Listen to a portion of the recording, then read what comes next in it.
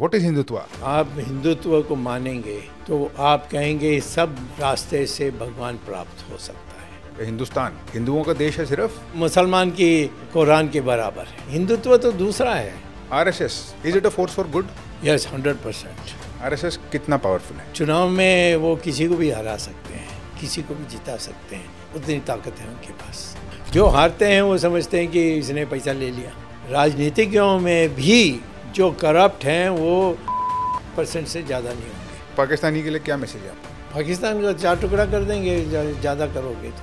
Brief thoughts on Mahatma Gandhi. उसकी एक ही गलती थी, उन्होंने आपका ओपिनियन ऑन सरदार पटेल?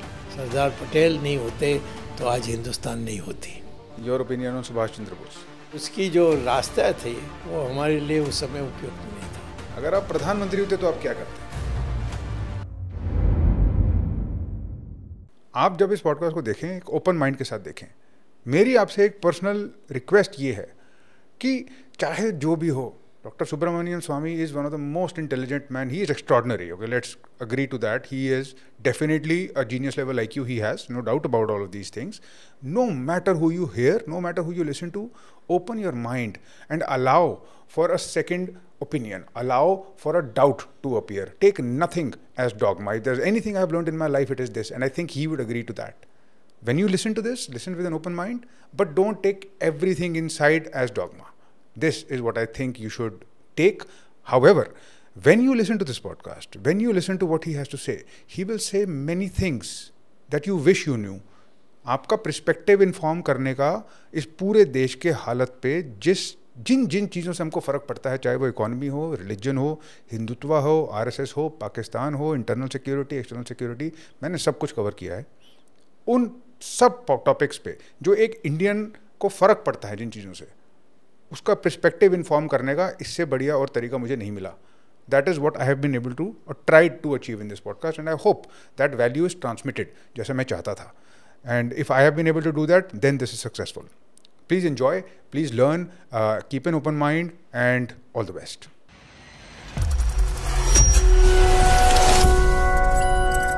एक लॉयर हैं आप, डिफैक्टो लॉयर. De facto, yes. एक इकोनॉमिस्ट तो है ही आप, by training, academic training. You are PhD.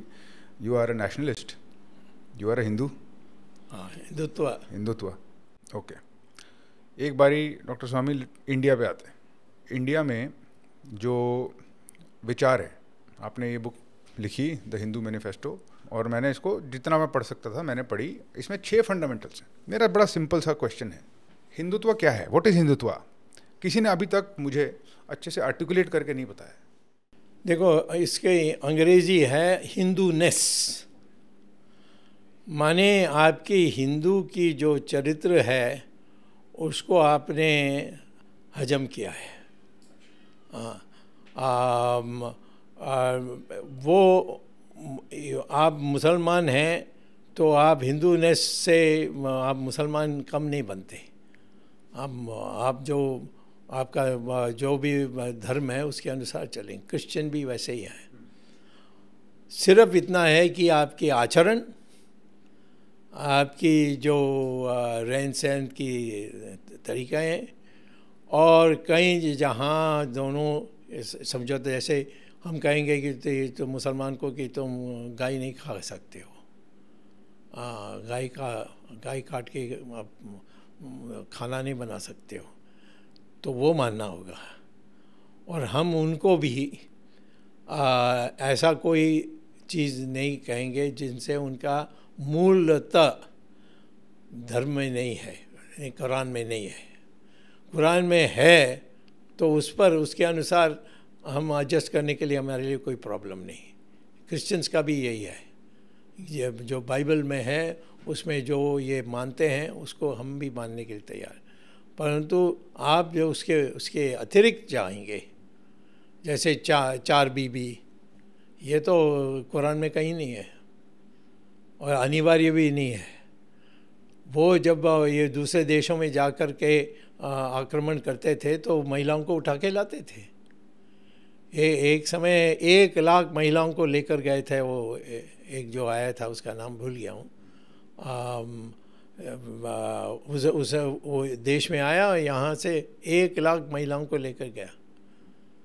तो ऐसे से तो हो सकता है, परंतु मैं कहता हूँ कि हम किसी के जो संस्कार हैं उससे उसको नहीं करेंगे। वैसे जब बंटवारा हुई थी तो पाकिस्तान मुसलमान के लिए था और अब हिंदुस्तान हिंदू के लिए था। जो उस समय ये कहा गया, महात्मा गांधी अन्य लोगों ने, जवाहरलाल नेहरू ने भी, कि जो मुसलमान यहाँ रहने चाहता है वो रह सकता है, परंतु मुसलमान रहकर यहाँ मस्जिद में जाएं उसमें कोई आपत्ति नहीं, परंतु उसकी सारी संस्कार, कपड़े पहनने का, महिलाओं के साथ जो व्यवहार है, ये सारी चीज़ों में जो हिंदू मानते हैं वही उनको भी मानना होगा।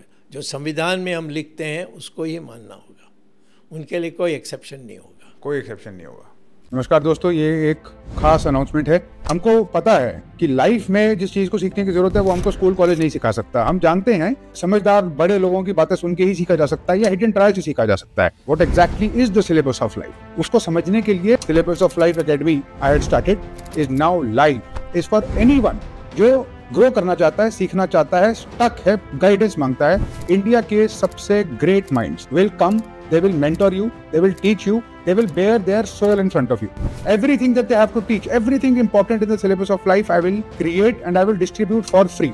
And in order to join, no entry requirements. You have to do nothing but simply sign up. The lessons that we will learn here, you will find nowhere else, and you will find them impactful, ruthlessly practical, and extremely important. Thank you, and I'll see you inside. ये तो हुई एक चीज़ आपने बताई हिंदुत्व पे जो नहीं करनी है। This is a negative list that you have enumerated. But what is Hindutva? मतलब my question remains a little bit unanswered because आपने कहा Hindutva essentially translates to Hinduness. Yes. And that essentially translates to tolerance. But there must be something else. No, yes, it means men and women are equal. Okay. अब दुर्गा है, जब पुरुष लोग कुछ नहीं कर सकते हैं तो दुर्गा काली ये आए, ये किसी और धर्म में है कि महिलाओं ने असुराओं को ध्वस्त किया जब पुरुषों ने कर नहीं सके, और ये सारे जाकर हाथ जोड़ करके दुर्गा को कहा कि बचाओ हमें, तब वो काली की रूप रहकर आई और खत्म गई।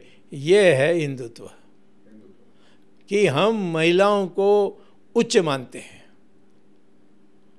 और महिला भी जानते हैं कि हम सिर्फ जब मुश्किल में पड़ते हैं तब हम आएंगे। जैसे रानी झांसी आई, बाकी कोई नहीं आ रहा था तो कहती मैं आऊँगी।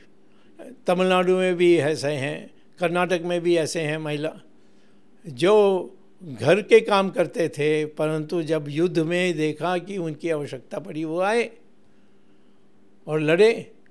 तो मैं समझता हूँ कि हमारी जो महिला पुरुष का जो रिश्ता है वो रिश्ता को मुसलमान को मानना चाहिए। ठीक है, 2 फैक्टर्स हो गए, एक टॉलरेंस, एक हो गया स्टेटस ऑफ विमेन। और क्या चीज़ होती है जो हिंदुत्व में? उन सबको संस्कृत सीखना चाहिए, जैसे हिंदू को सीखते हैं वो भी सीखना चाहिए। संस्कृत सीखनी चाहिए। संस्कृत में उनको उर्दू कोई भाषा नहीं है, और जो भाषा बोली जा रही है वहाँ मिडिल ईस्ट में वो हमारे देश की नहीं है। हमारे देश की जो उच्च संस्कृत भाषा है वो तो संस्कृत है, उसी में साइंस होता है, इसी में होता है। और संस्कृत के अतिरिक्त हिंदी जो है वो धीरे धीरे अब संस्कृत की शब्दों को उपयोग करने लगी, और बहुत दिन नहीं होगा कि हिंदी संस्कृति बन जाएगा। और पश्चिम में ये कहा गया कि आर्टिफिशियल इंटेलिजेंस में एक ही भाषा है जिसमें एग्जैक्टली जो अर्थ है वो बताया जा सकता है, वो है संस्कृत। संस्कृत के कारण में आर्टिफिशियल इंटेलिजेंस।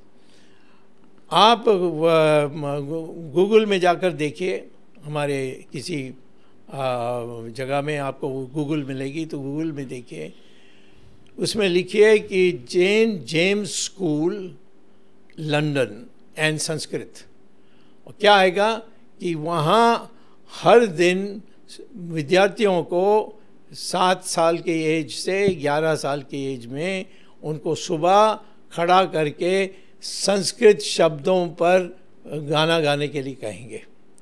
और अभी जब चार्ल्स बना राजा, उस स्कूल को आकर उस स्कूल के स्टूडेंट्स ने चार्ल्स की प्रशंसा में संस्कृत में वो बोले।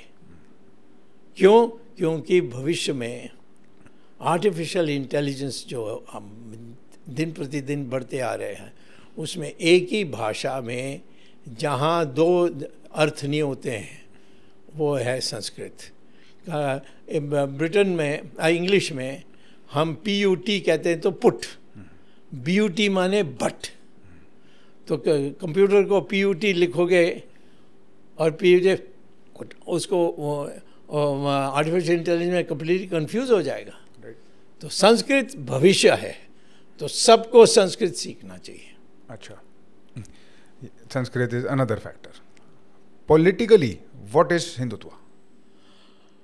पॉलिटिकली हिंदुत्व यह है कि हम हिंदू संस्कृति माने महिला पुरुष बराबर हैं। मैं नहीं मानता हूँ कि हिंदुत्व में छुआछूत होती है, कभी नहीं। मैं तो पढ़ते पढ़ते बहुत देखा, कहीं नहीं है।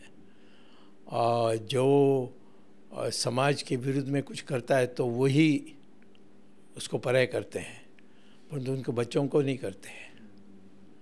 ये हमारी संस्कृति है, वो तो ग्रंथों में है। तो मैं यह समझता हूँ कि हमारे ग्रंथों को सही प्रकार से हमारे क्लासेस में एग्जामिनेशन के लिए एक पेपर होना चाहिए। ठीक है, okay. Politically Hindutva is not so clear. Politically है ही नहीं, इट्स नॉट हिंदुत्व। तो ये RSS ने प्रचार किया था, क्यों कोई और नहीं कर रहा था। अब BJP में तो कोई हिंदुत्व का नाम ही नहीं है। अगर हम RSS की बात करें, हाँ, हिंदुत्व से RSS, I am going because I want to understand little bit more कि अगर मैं ये बोलता हूँ कि मैं हिंदुत्व को मानता हूँ, हाँ, तो मेरी इस देश को लेकर क्या थॉट प्रोसेस होनी चाहिए अकॉर्डिंग टू दैट आइडियोलॉजी? क्या ये एक हिंदू राष्ट्र है? आप हिंदुत्व को मानेंगे जी, तो आप कहेंगे सब रास्ते से भगवान प्राप्त हो सकता है। ओके। सनातन धर्म हो, जैनिज़्म हो, बुद्धिज़्म हो, इस्लाम भी हो, यदि इस्लाम मानने के लिए तैयार है, ठीक। तो जीसस क्राइस्ट को भी हम मानते हैं कि वो हिंदुस्तान आया था, तिब्बत गया, लद्दाख गया था, वहाँ उसने सीख कर वापस गया। उनकी सारी भाषाओं को आप विश्लेषण करोगे तो ये 100% हिंदुत्व है। तो मैं कहता हूँ कि सारे जो हमारे देश में, मैं हिंदुस्तान की बात कर रहा हूँ, आप हिंदुत्व मानते हैं तो फिर आपको कहना चाहिए कि मेरे रास्ते एक रास्ता है और जैनिज़्म दूसरा रास्ता है, सिखिज़्म तीसरा रास्ता है। ये सब रास्ताओं से भगवान प्राप्त हो सकता है। आज मुसलमान ये नहीं मानता है, ये मेरी रास्ता और कोई रास्ता नहीं, और कोई होगा तो गला काटो। पर एक डिफरेंस डॉक्टर स्वामी जिसमें मुझे कन्फ्यूजन है। मैं अगर मुसलमान हूँ और मेरा देश सपोज पाकिस्तान है, Pakistan land of the pure, हाँ, इस्लामिक लॉ चलता है वहाँ, शरिया। इंडिया, अगर मैं हिंदुत्व मानता हूँ तो क्या इंडिया या हिंदुस्तान हिंदुओं का देश है सिर्फ? हिंदू तो एक मज़हब तो नहीं है ना, हिंदुत्व एक चरित्र है। हम सनातन धर्म कहेंगे और सबको सनातन धर्म मानना होगा तो वो मुसलमान की कुरान के बराबर है। हमारा तो ऐसा नहीं है, हिंदुत्व तो दूसरा है, सब लोग एक हैं। हम महिला पुरुष को बराबर मानते हैं। ये सारी चीज़ें लिखी हुई है और उसके अनुसार है तो आप हिंदू हैं। आप सनातन धर्म ही नहीं हैं, आप और कोई जो अनेक शंकराचार्य ने एक आदित्य एक स्कूल तैयार किया कि कोई भगवान ही नहीं है, सब एक ही है, एक व्यक्ति है, एक स्पिरिट है, बस और कुछ नहीं है। अलग अलग लोग हैं, कितने कितने कृष्ण का एक लाइन है, राम का एक लाइन है। आपने लिखी सर ये किताब the Hindu manifesto for India's democracy, जिसमें आपका फर्स्ट फंडामेंटल कहता है concept of India, who are we. हाँ, who are we as a Hindu, yes, who are we as Indians, मैं पूछना चाह रहा हूँ। वो तो साइंस से पता लग सकता है। तुम्हारे डीएनए टेस्ट करेंगे और मुसलमान का करेंगे, हमारे देश में दोनों एक ही है, तो इसके माने हम एक ही जगह से आए हैं। अच्छा, ठीक है। मैं आपसे आरएसएस के बारे में कुछ समझना चाहता हूँ sir. RSS fundamentally is it a force for good, do you believe? Yes, 100%। क्योंकि मैं तो यद्यपि आरएसएस का मेंबर नहीं हूँ, लेकिन मैं उनके साथ काम किया। मैंने इमरजेंसी में काम किया था, और उसके बाद जैसे समय गई, थोड़े दिन के लिए जब जनता पार्टी बनी थी जेपी से, और फिर वाजपेयी ने उसको तोड़ करके भारतीय जनता पार्टी कुछ बनाई, तो मैं गया नहीं। उसमें थोड़ा चिढ़ था, और वो भी उस समय सरसंघचालक थे रज्जू भैया, वो किसी बात से हमसे उनकी विचारों में से मिलती नहीं थी। बट जब से मोहन भागवत आए, तो हम तो आरएसएस के डिफैक्टो जैसे ही हैं। जो वो मानते हैं वो मैं मानता हूँ, वो जो मैं मानता हूँ वो मानते हैं। तो हमें आज आरएसएस से अपने को कोई फ़र्क नहीं दिखता है। आरएसएस कितना पावरफुल है? उनका जो जाल है वो तो बहुत है, और चुनाव में वो किसी को भी हरा सकते हैं, किसी को भी जिता सकते हैं। यदि बहुत बुरा आदमी को नहीं जिता सकते, और बहुत अच्छा आदमी को हरा नहीं सकते, परंतु आप अच्छा हैं, आपके पास पैसा नहीं है, आपके पास यानी कार्यकर्ता नहीं है, आरएसएस कहेगी नहीं हम तुम्हारे लिए काम करेंगे, तो वो जिता देंगे। उतनी ताकत है उनके पास। चरित्र से मुझे आपसे पूछना है, क्योंकि आपका इतने एक्सपोजर है लॉ में, जूरिस्प्रूडेंस में, हाँ, और आप प्रैक्टिस भी करते हैं, आर्ग्यू भी करते हैं। इंडिया की जुडिशरी के बारे में आपके विचार मैं जानता हूं, मैंने सुने हैं पहले। आप कहते हैं कि 75% हाँ के आसपास honest, yes, they are honest, you say, you say. And आपको अच्छा नहीं लगता है जब पूरी की पूरी जुडिशरी को पार्शियल या करप्ट पेंट करा जाता है? हाँ, जो हारते हैं वो समझते हैं कि इसने पैसा ले लिया, तो ये मेंटालिटी गलत है। मैं कई जानता हूँ जो घर में जाके बैठे हैं, जो चीफ जस्टिस थे सुप्रीम कोर्ट के, और वास्तव में वो सिर्फ पेंशन में बचे हैं। अब नाम मैं नहीं लूँगा, क्योंकि जिस नाम को छोड़ दूँगा वो उनको बुरा लगेगा। तो मैं कहता हूँ कि ये जो हमारे देश में लोग कहते हैं सब भ्रष्ट हो गए, ये राजनीतिज्ञों में भी मैं कह रहा हूँ जो करप्ट हैं वो 35% से ज़्यादा नहीं होंगे पॉलिटिक्स में। हाँ, परंतु उनकी आवाज़ ही नहीं है, वो खड़े नहीं हो सकते। इंटरेस्टिंग। तो जुडिशरी में आप कहते हैं कि आपके हिसाब से 75% ऑनेस्ट हैं। हाँ, पॉलिटिशियंस आप कहते हैं 65%, हाँ लगभग। हाँ, और ब्यूरोक्रेसी में? ब्यूरोक्रेसी में मालिक के अनुसार चलती है। आप चीफ जस्टिस हैं, और आपके नीचे जो ऑफिसर है वो ये ऑनेस्ट है तो ये भी ऑनेस्ट रहेगा, उसको हिम्मत नहीं होगी। ऑफिस में जो क्लार्क है वो लगता है कि वो मिनिस्टर बड़ा स्ट्रिक्ट है, तो वो भी नहीं करेगा। ये ऊपर से नीचे जाती है। अच्छा, तो आपको ब्यूरोक्रेसी आपके हिसाब से इज नॉट? नहीं, वो परमानेंटली करप्ट नहीं परमानेंटली करप्ट नहीं मानेंगे आप, सिचुएशनल कॉन्टेक्स्ट डिपेंडेंट। हाँ, और इसीलिए मैं कह रहा हूँ कि हमारे देश की ये निराशा पैदा करती है, और फिर ये बात करती है ये ऐसा ही होना है तो हम भी हो जाएं। लोगों को एक दुर्बलता पैदा करते हैं। हमारे जजेस सर आपके हिसाब से 75% ऑनेस्ट हैं, पर हमारा जुडिशल सिस्टम बिल्कुल भी 75% एफिशिएंसी के आसपास नहीं है। और एक नॉर्मल इंसान के लिए ये जान के एक थोड़ी सी मेंटल सेटिस्फैक्शन जरूर होगी, कंफर्ट मिलेगा कि जजेस इतने करप्ट नहीं हैं. Coming from you, they will take it as now I'm telling true. you. And yes, but the experience of interaction and interface with that system is terrible. नहीं, but क्या है कि जब आपके नेता जो हैं वो भ्रष्ट हैं, वो तो कभी एक्शन नहीं लेंगे ना. किसी को कोई किया है उसको पकड़ो, उसके लिए झूठा एक अरेंजमेंट करो और उसको फ़ोटो ले लो और फिर उसको पकड़ो. ऐसा कुछ करना चाहिए.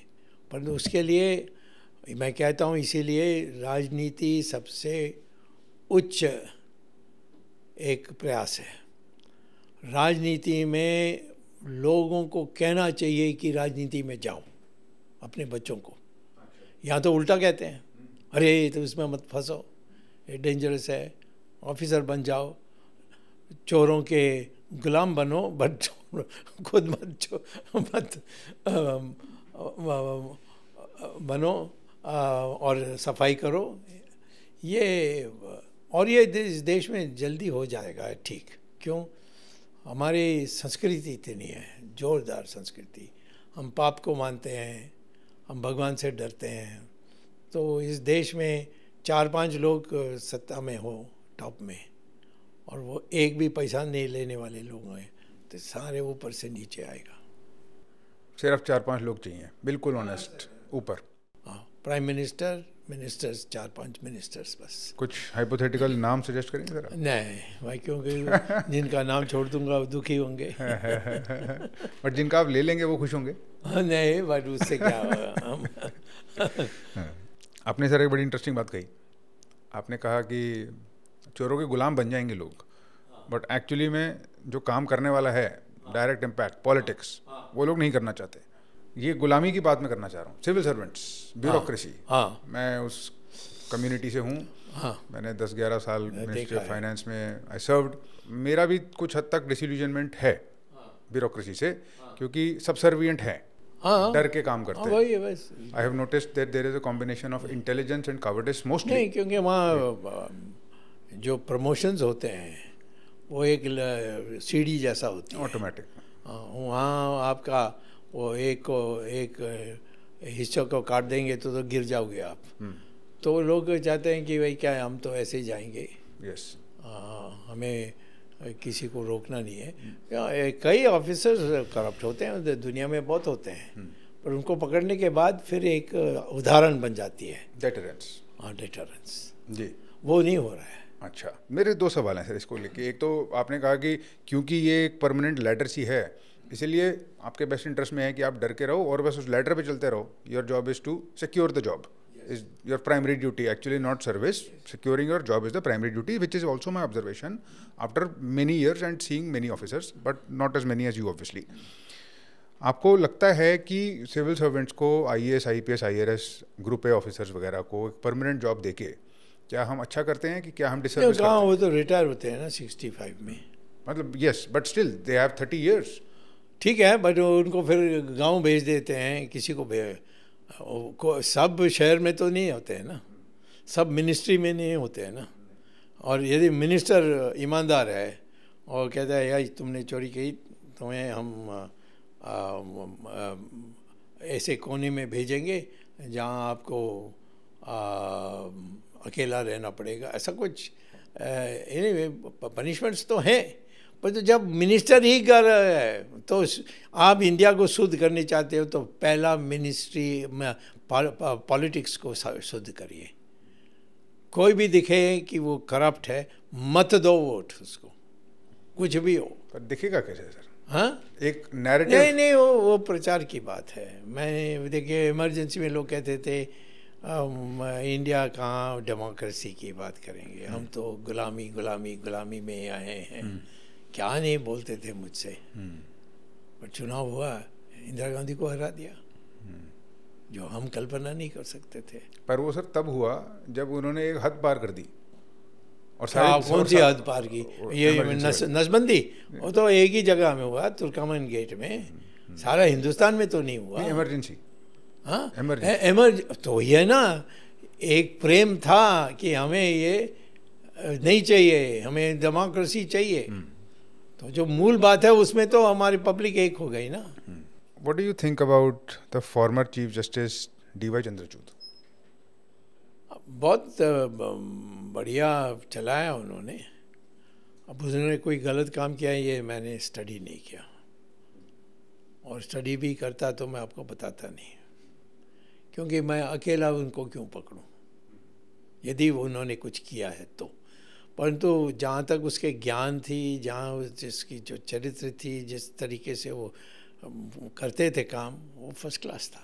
सर, मैं एक बार यूपीएससी सिविल सर्विसेज एग्ज़ाम के बारे में आपसे पूछना चाहता हूँ, क्योंकि बहुत बड़ा एक वो है। तो भाई वो सारी चीज़ें तो ऊपर से नीचे आ रही है ना। करने वाला तो मिनिस्टर है, चीफ मिनिस्टर है, वो ईमानदार होगा तो कोई सिविल सर्वेंट में गड़बड़ नहीं कर सकता। इनके रिक्रूटमेंट सिस्टम में आप क्या चेंज करना चाहेंगे? कुछ नहीं, अच्छे लोगों को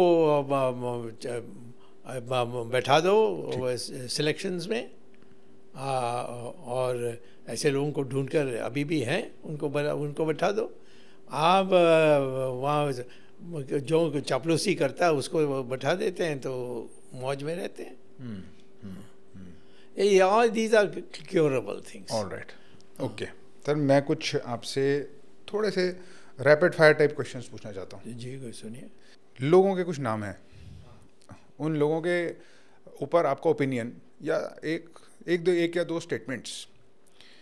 एक हैं आसिम मुनीर, आप इनको क्या आसिम मुनीर ये पाकिस्तान के आर्मी के चीफ हैं, और अभी इनके पाकिस्तानी है तो पाकिस्तानी सब एक है मेरे लिए। अच्छा, तो पाकिस्तानी के लिए क्या मैसेज है आपका?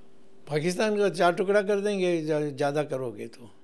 मैं पाकिस्तान का 4 टुकड़ा कर सकता हूँ, 4 टुकड़ा होना ही है, क्योंकि बलूचिस्तान में लोग पाकिस्तान के हिस्सा में मानते नहीं हैं, वो तो वैसे भी शिया हैं और सुन्नी नहीं हैं। और फिर बाकी जो 3 हैं उसमें पंजाब को छोड़कर बाकी दोनों जाने चाहते हैं। जो मैं मूलतः मैं कह रहा हूँ कि 4 जो ब्रांचेस हैं, जब स्टेट्स हैं, प्रोविंसेस, उसमें 3 तो वैसे भी अलग होने चाहते हैं। ओके, आपके brief thoughts on Mahatma Gandhi? Mahatma Gandhi जैसे ज्ञानी, त्यागी, साहसी हिंदुस्तान में पैदा नहीं हुआ। जो उन्होंने जो कर नहीं सकते, जो कल्पना नहीं कर सकते, उन्होंने किया। अहिंसा, क्योंकि उनके हमारे पास कुछ नहीं था, हमारे लोग गरीब थे, सबको जोड़ना है, तो हिंसा के नाम पर, अहिंसा के नाम पर उन्होंने सबको इकट्ठा किया। सबको विश्वास हुआ कि भाई ये कोई गोली वोली चलने वाली नहीं है, ये कोई दादागिरी होने वाली चीज़ नहीं है। पब्लिक, उसकी एक ही गलती थी, उन्होंने सरदार पटेल गुजराती है इसीलिए उसको प्रधानमंत्री नहीं बनाना चाहिए। मैं भी गुजराती हूँ, वो भी गुजराती है, लोग मेरे ऊपर संदेह करेंगे, और इसीलिए जवाहरलाल नेहरू को, जो एडविना माउंटबैटन का प्रेमी था, उसको बना दिया। और सबसे बड़ी गलती उन्होंने की वो है। दूसरी गलती है कि वो सुभाष चंद्र बोस से डर गए कि वो आएंगे तो अहिंसा ख़त्म हो जाएगी, कि मैं उसकी मुकाबला कर सकता हूँ। उतने उनको पहली बार मैंने देखा कि उनको साहस नहीं हुई। सरदार पटेल के अतिरिक्त वो यदि सुभाष चंद्र बोस को भी रहने देते, उसको भगाते नहीं, जैसे उन्होंने रिज़ाइन कर दिया, मैंने इसके नीचे काम करूंगा, जब वो चुनाव जीत करके आए थे सुभाष चंद्र बोस, तो ये दोनों सुभाष चंद्र बोस और सरदार पटेल होते तो हमारी देश चमकती। आज चमक रही है, बट इसका 10 गुना ज़्यादा चमकती। आपका ओपिनियन ऑन सरदार पटेल? सबसे बढ़िया व्यक्ति, टॉप लॉयर था, और उसने महात्मा गांधी गलत कर रहे हैं जानते हुए भी महात्मा गांधी को छोड़ा नहीं। और उन्होंने जिस तरीके से राजा महाराजाओं को, प्रांतों को, सबको जोड़ करके एक हिंदुस्तान बनाई, वो सदा के लिए हम सब लोग याद रखेंगे। सरदार पटेल नहीं होते तो आज हिंदुस्तान नहीं होती। Noted. Your opinion on Subhash Chandra Bose? Subhash Chandra Bose त्यागी थे, साहसी थे, परंतु जो उन्होंने उस समय जो हथियार उठाने की डिसीजन की वो उनको भी मार दिया, और बस इतना ही था कि लोगों में एक उत्साह आई कि हम भी लड़ सकते हैं, परंतु उसकी जो रास्ता थे वो हमारे लिए उस समय उपयुक्त नहीं था। आपका opinion on Adani? Adani businessman है, वो जितना निकाल सकते हैं निकाल रहे हैं, तो हम उनको बुरा क्यों कहें? यानी तुम्हारी सरकार ऐसी है कि उसके सामने झुक सकते हैं, तो उनको क्यों दोष देना चाहिए? वो तो बिजनेसमैन है। ठीक है, बिजनेसमैन निष्कपट रहेंगे और हमारी पार्लियामेंट हमारे मिनिस्टर्स चोर रहेंगे, ये कैसा हो सकता है? मैं तो उनको तब दोष दूंगा जब आप ईमानदार मिनिस्टर्स होंगे और ये बेईमानी करता है तो फिर उसका धज्जी उड़ाएंगे। Your opinion on Ambani? This president Mukesh? Yes. Mukesh is a dynamic man, पढ़ा लिखा है। पिताजी के देहांत नहीं होती उनकी तो वो स्टैनफोर्ड से उसको डिग्री भी मिलती, और वो किसी से डरता नहीं है। ये सबसे अच्छी बात उनके बारे ये है कि किसी से डरता नहीं है। It's good to know. Sir, अगर आप फाइनेंस मिनिस्टर होते तो आप क्या करते? मुझे पता है आपके कुछ व्यूज़, बट आप आर्टिकुलेट करेंगे तो बहुत अच्छा रहेगा। पहला कदम है कि हम इनकम टैक्स को अबॉलिश कर देंगे। अच्छा। दूसरा है कि आप बैंक में जाओगे और कर्जा लेंगे तो परसेंटेज 2 या 3% से ज़्यादा नहीं होगा, आज 12% है।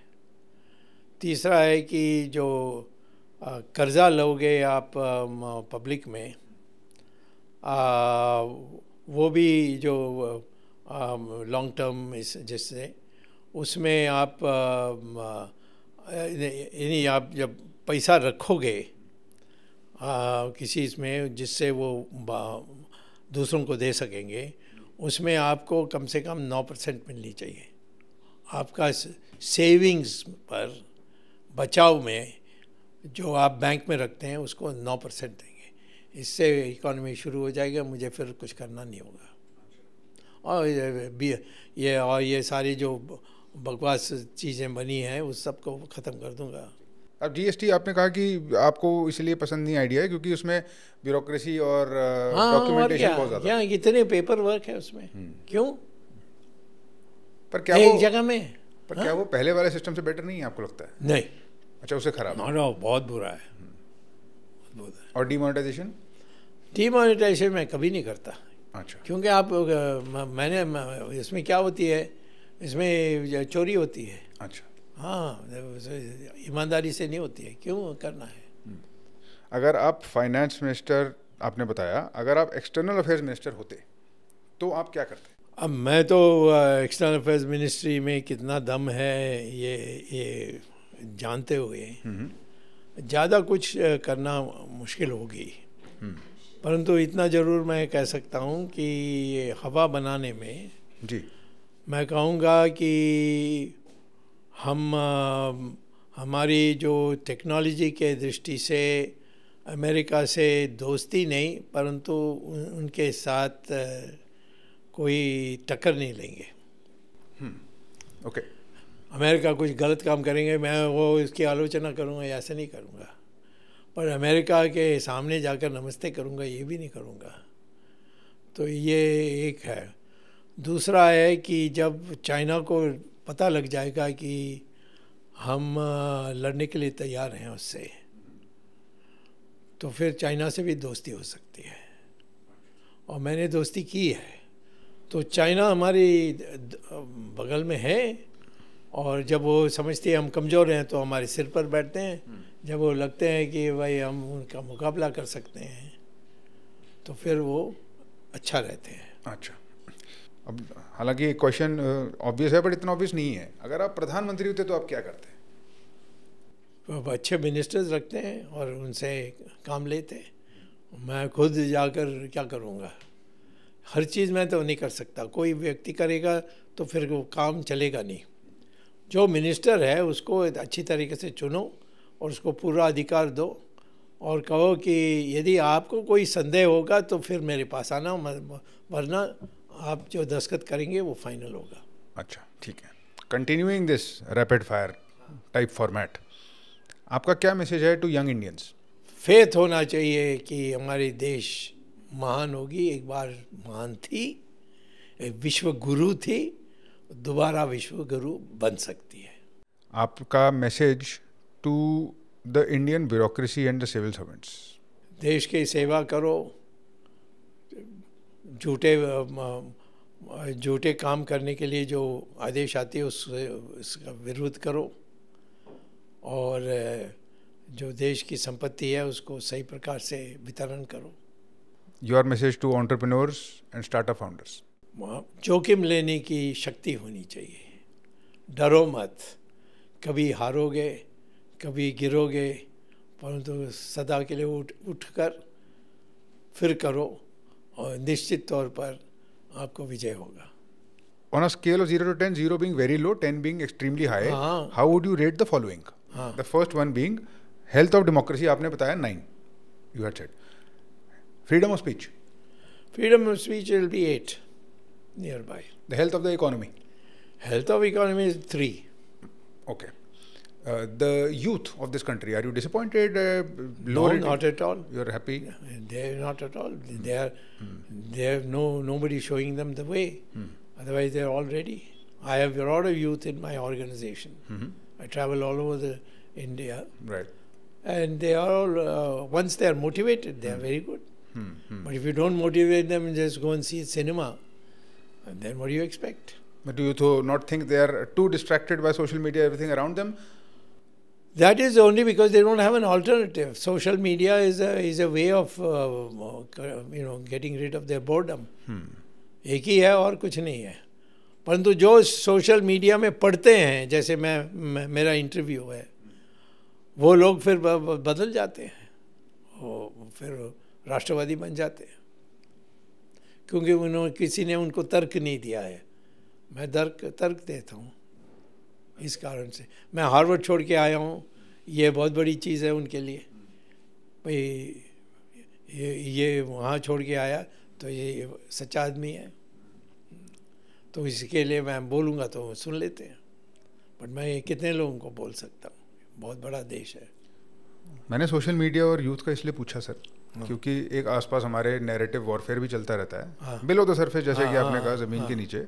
तो एक कॉमन इंसान, young Indian या even an older Indian, do we have any chance to realize the truth?